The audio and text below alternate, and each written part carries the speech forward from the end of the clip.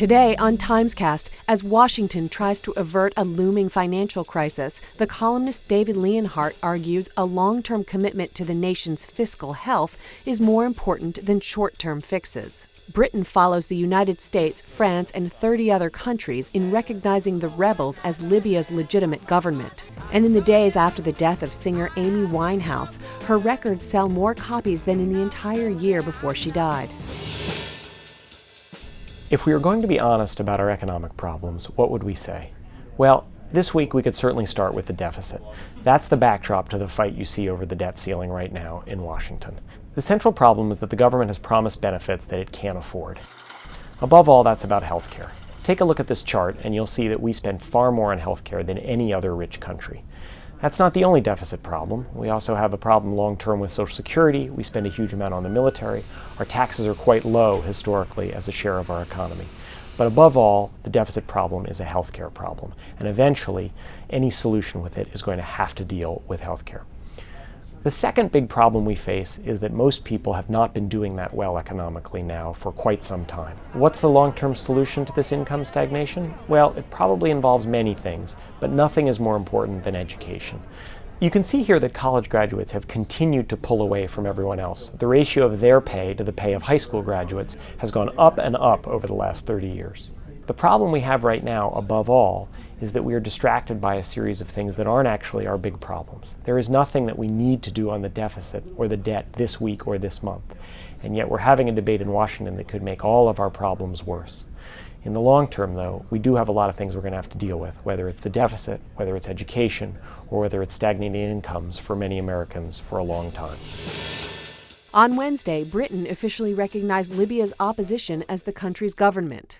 This decision reflects the National Transitional Council's increasing legitimacy, competence and success. The immediate effect is that all Libyan diplomats in Britain are to be expelled, and their embassy on Hyde Park Corner in London will now go to the rebels. This occurred at the same time as a degree of outrage is developing in Britain over the appearance at a pro-Gaddafi rally in Tripoli of Abdul Basit Ali al-Megrahi, the only man ever convicted in the bombing of Pan Am Flight 103 in 1988 over Lockerbie, Scotland, in which 270 passengers and crew were killed.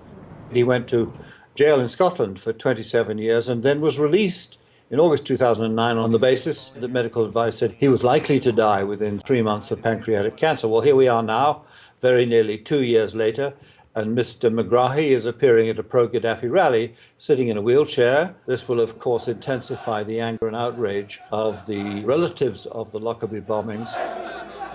Britain has been leading in the last few years, the last decade, the push to reintegrate Libya, that's Colonel Gaddafi's Libya, into the international fold. The British Prime Minister at the time, Tony Blair, in the early to mid-90s went to Tripoli and more or less metaphorically embraced Colonel Gaddafi. And British companies, principally BP, the oil company, have been among the major bidders to get back into the Libyan oil market. So Britain taking this step is a pretty clear signal. Britain thinks it spots a winner in the rebels and that it's time to move on, increase the pressure on Gaddafi, and to couple it to, of course, to the continuing bombing of Tripoli, which after 4 months has so far failed to dislodge Colonel Gaddafi. They tried to make me go to rehab. I said no, no, no.